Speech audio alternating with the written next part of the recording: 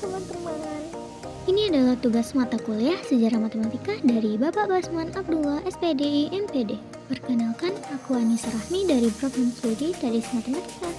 Pada video ini, kita akan membahas tentang matematika Arab. Mari kita bahas.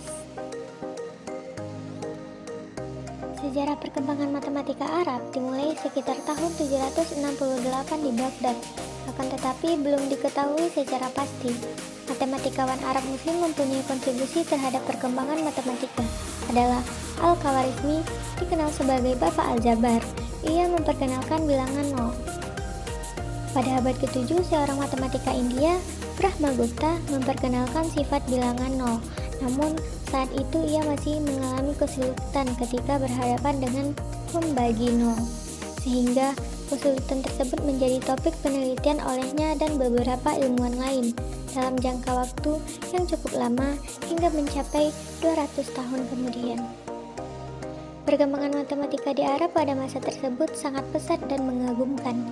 Bangsa Arab mulai mempelajari astronomi, konsep-konsep falsafah, ilmu kedokteran, matematika, dan ilmu lainnya dari daerah-daerah yang berkembangan ilmu pengetahuan ada sebelum pertengahan abad ke-8 seperti Yunani, Mesir, India, Babilonia, dan lainnya.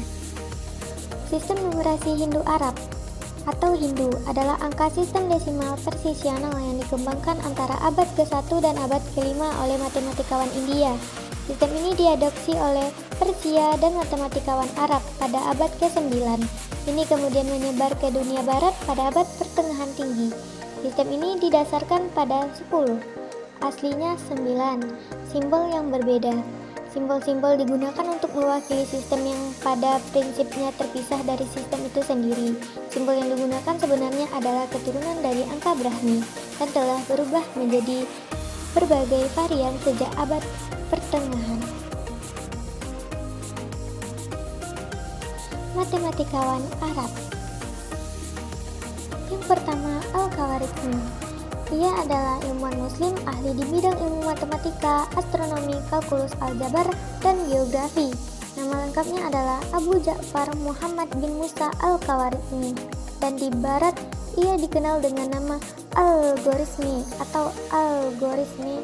Dalam bukunya, Al-Khawarizmi memperkenalkan pada dunia ilmu pengetahuan angka nol yang dalam bahasa Arab disebut sif. Yang kedua, Thabit Ibnu Qurra. Thabit Ibnu Qurra adalah matematikawan Arab yang memberikan kontribusinya dalam bidang aljabar. Dia membuka sekolah untuk para penerjemah. Terjemahan Thabit terhadap karya Apollonius, Archimedes, Euclid, Ptolemy, dan Theodorus adalah yang dianggap paling baik. Selanjutnya, Abu Kamil Sujah. Matematikawan Arab terkenal lainnya adalah Abu Kamil Sujah bin Aslam yang terkenal sebagai ahli hitung dari Mesir. Abu Kamil Sujah adalah seorang ahli aljabar. Dia menulis sebuah buku dengan judul Kitab fi Al-Jabar wal Muqabalah yang merupakan komentar atas karya Al-Khawarizmi, kemudian memberikan tambahan penyelesaian dari problem-problem tersebut. Aljabar Abu Kamil Sujah ini adalah memadukan antara hal yang praktis seperti yang terdapat pada Al-Khawarizmi. Abu Kamil Sujah menghindari penyelesaian-penyelesaian negatif untuk kuadrat dari bilangan yang tidak diketahui atau X. Selanjutnya, Al-Battani. Al-Battani dikenal di Eropa dengan nama Al-Battaniyu, adalah seorang astronomer. Al-Battani juga adalah seorang ahli dalam trigonometri. Dia banyak memberikan kontribusinya dalam mengembangkan beberapa teorema trigonometri dengan memperbaiki beberapa teorema trigonometri Yunani kuno. Dalam bukunya yang telah diterjemahkan ke dalam bahasa Latin dengan judul Tentang Gerakan Bintang-Bintang. Kemudian, Al-Battani menambahkan suatu rumus untuk sudut miring suatu segitiga bola. Selanjutnya, Abul Wafa. Abul Wafa dilahirkan di Persia atau Iran.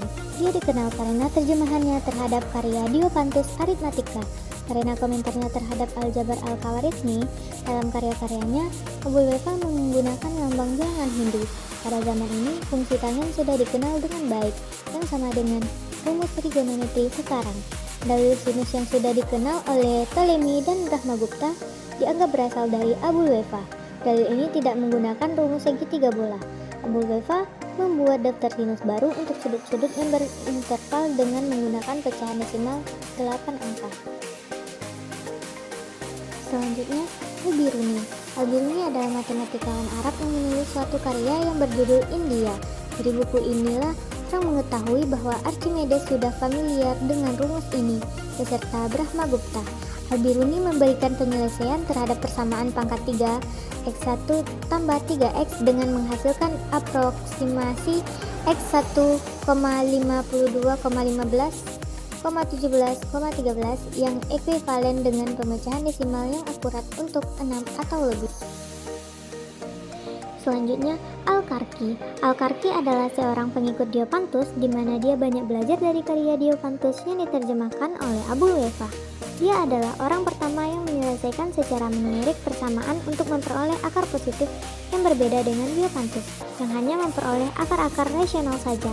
Karya Al-Karki dalam aljabar diberi judul Fakri. Salah satu problem dalam buku Fakri ini adalah mencari bilangan rasional.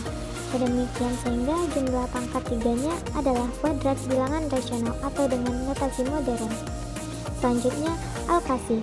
Persamaan-persamaan metode Horner yang kemungkinan diperolehnya dari Cina, kemungkinan juga Al-Kasi memperoleh praktek penggunaan pecahan desimal dari Cina. Al-Kasi memberikan akar ke n suatu bilangan dengan 34, 59, 1, 7, 14, 54, 24, 3, 47, 37, 40. Gimana pembahasannya? Menarik bukan? Jangan bosan belajar sejarah ya. Terima kasih sudah menonton dan sampai jumpa di video berikutnya.